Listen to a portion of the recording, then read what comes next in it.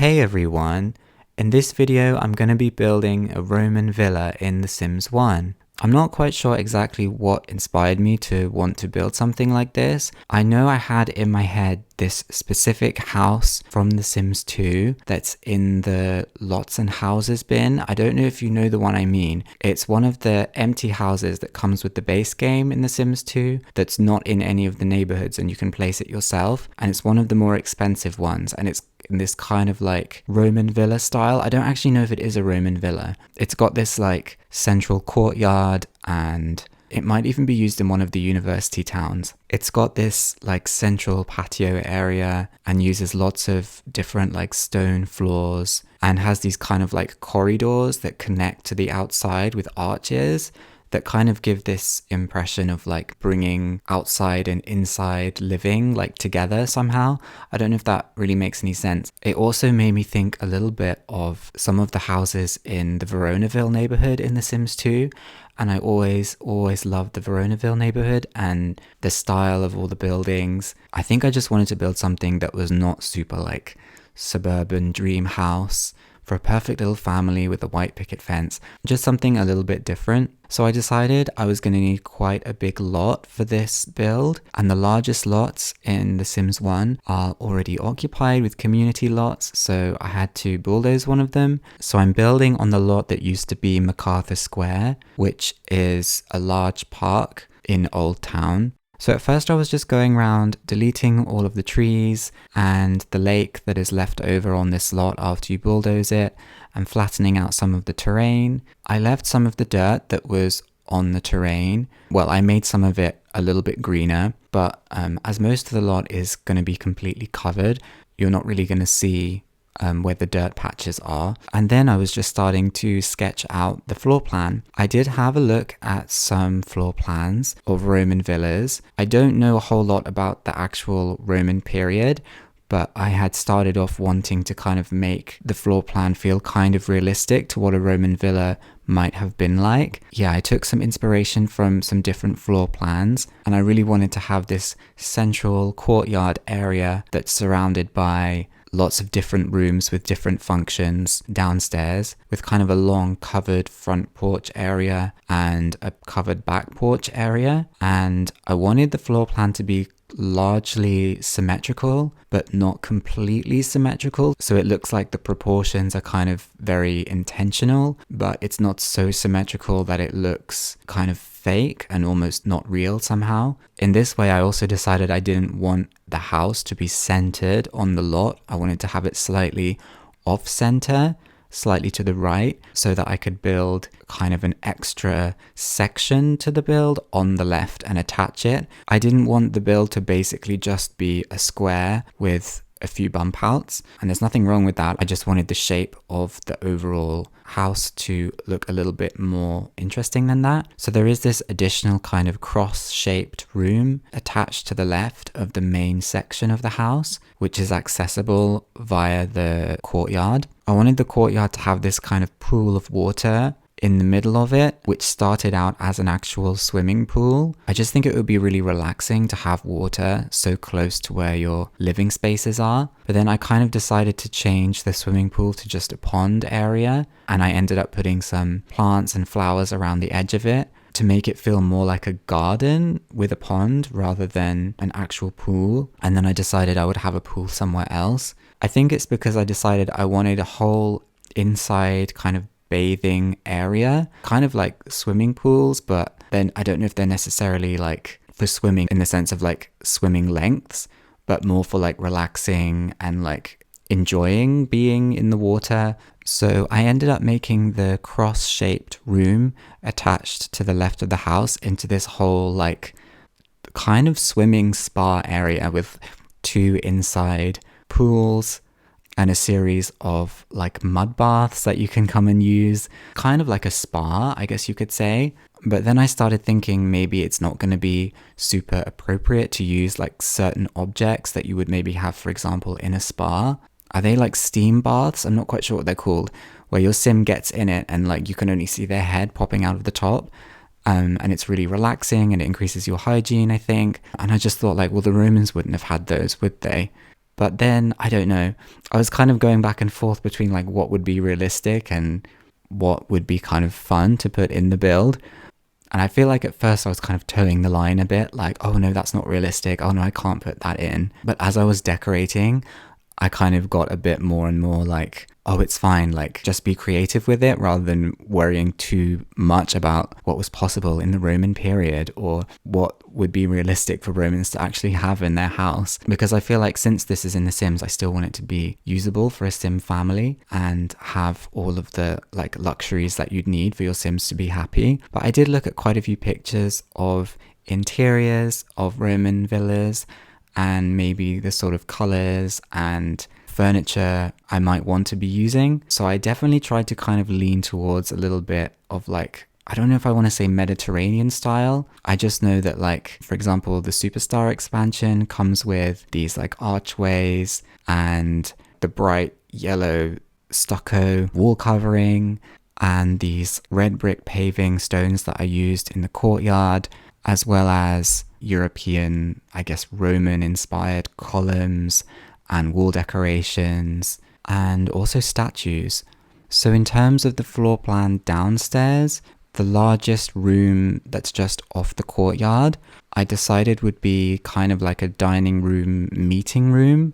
So I imagine the heads of the house are going to come and eat their meals in here, but they also might hold meetings in here and entertain guests. And it's quite a dramatic room with dark wood on the floor and these like striped panels on the wall with dark wood furniture, as well as a chandelier and some vases of roses. And then the kitchen is in the room just next door to the dining room, and I used the kitchen that comes with the Make and Magic expansion. I initially used a dark blue and yellow floor tile in there, but I decided it was a little bit too, too contrasty or too clashing with the kitchen a bit, and I decided to use it in some of the other rooms instead. And I just used a plain, simple wood floor instead, because I just think it matched a bit better. There's a small room on the other side of the dining room that I feel could have been some kind of downstairs toilet, but I decided to make it a kind of tranquil inside plant space. I'm not sure how to describe what the function of that room is, because in a way it doesn't have a function. It's just a place to sit and be surrounded by plants, and it's covered in tiles, and it's quite a like relaxing, tranquil space that's inside. And then if you actually want to go to the toilet downstairs, you have to use the kind of spa area. There isn't an individual bathroom in the sense that you might expect in a modern house. The toilet is down by where the inside pools are. Then on the other side of the courtyard, there are two downstairs living areas. One of them is mainly just for sitting. It doesn't really have a lot of activities in there for you to do. There's just a bookcase for reading, and it's just a space to relax and entertain guests. And this is the room that uses the tile that I was originally going to use in the kitchen.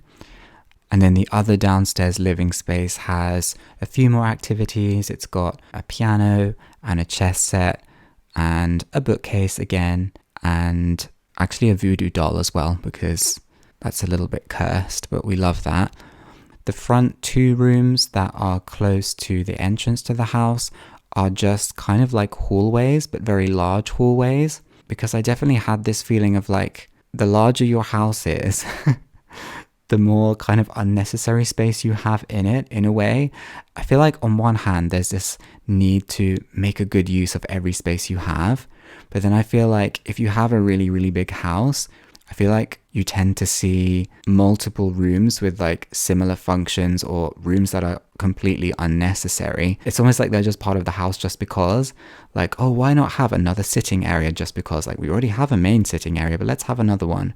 Or why not have another staircase just because? It's kind of like a demonstration of extravagance or wealth, really. Like, yes, we have two hallways with two staircases when we only need one. So I could have maybe tried to make one of those rooms a bit more utilized with like a specific function, but I kind of feel like the purpose of this house for somebody who was going to buy it would be kind of to impress. Like, you want to have a house that people find impressive. If that's what's important to you, then you need to be a bit extravagant, I guess. In the same way, when you get to the top of the stairs, whichever staircase you go up, there's a long landing area with a central like seating area that isn't really necessary, but is just kind of a nice place to just exist and enjoy your luxurious life. And once again, I wanted to use some kind of dark wood flooring up here and a dark paneled wall covering with a bit of color, like a dark kind of red orangey glow feel. And then the house kind of splits in two when you get to the top. So there's two kind of apartments or living quarters or sleeping quarters, I guess you could say, for the inhabitants of the house. So I feel like for some reason this could be like a really rich couple who have been married for a very long time, but they have completely separate lives and they want to sleep separately. They have different interests and hobbies, but they don't really want to not live in the same house. And the house is large enough for them to have to basically never interact if they don't want to. So I kind of designed these two spaces with kind of two different personalities in mind almost. So the sleeping area on the left kind of follows on in a similar theme from the upstairs landing. So we've got quite a lot of dark red and dark wood. Even in the bathroom there is dark wood. And then the sleeping area on the right has a lighter color palette, I suppose, for the most part. It's got a bit more white and yellow and light blue, although the bed is actually the same as the other sleeping area, which is the sumptuous dark red 4-poster bed. I kept that the same in both sleeping areas, and this one has a dark red rug under the bed to match. So I do feel it's like the two Sims occupying the two different sleeping spaces have very different personalities, but perhaps there is something that ties them together, maybe. And both sleeping areas have very large ensuite bathrooms. So that's the same for both Sims. And then we kind of have the exterior of the house. So it's kind of like how I was saying before, I wanted this sense of indoor and outdoor living. So as soon as you go out the back of the courtyard and into the backyard, effectively, there's a very long, thin swimming pool surrounded by a high privacy fence. And there's kind of like a mini flower garden on the right-hand side that features more Roman statues.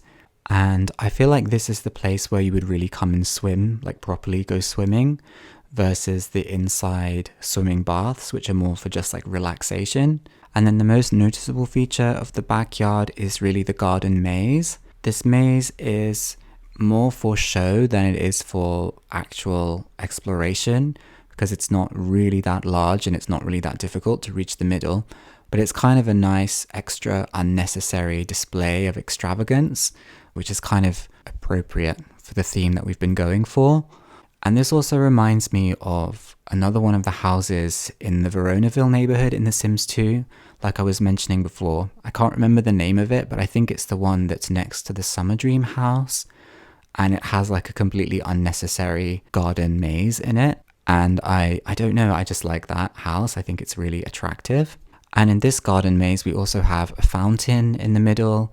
So again, with the whole like water theme, being close to water, you've got the pond in the courtyard, the swimming baths inside the house, the swimming pool at the back of the house, and now the fountain as well. I think it's just another attractive feature to have in the garden. I also placed a little outdoor eating area kind of in between the pool and the maze, which has just a little cookout area and a place to sit. The outside barbecue as it is maybe not super realistic for a Roman villa, but just adds a little bit of functionality to the outdoor space. It gives your Sims something to do out there. I also put an outdoor curved staircase that goes up to the roof. This was not particularly because there's a balcony up there. I feel like this does not really make any sense now that I'm thinking about it, but for some reason I was like, this is a maintenance staircase. Like if you need to go up to the roof and do any maintenance on the roof, you can do it from this staircase. So now I'm kind of like, why did I leave that there other than the fact that I think the staircase is in an attractive shape? I don't know, it doesn't make complete sense, but it's there. I also added 2 additional seating areas, one at the front of the house on the opposite side to where the barbecue area is, and then one all the way on the other side of the house on the right hand side, which is kind of hidden away down a secret little path. And there's a few palm trees and shrubs down there, and it's just another place to just sit and exist. But then yeah, the only other main thing I added to the exterior was a series of ponds out the front. These are just ponds to enjoy walking around, enjoy being outside. There are more Roman statues in the middle of some of the ponds, and the street is lined with some larger palm trees. So I really ended up using basically all of the space on the lot, but I think that's fine. I think that's okay. I feel like I was trying to make it feel like very immersive while you're on this lot, making use of every little bit of the lot. So I think that is pretty much it for the Roman villa. It definitely took quite a long time to build, but I'm quite happy with how it turned out. Do leave a like and subscribe to the channel if you enjoyed this video, and I will see you in the next one.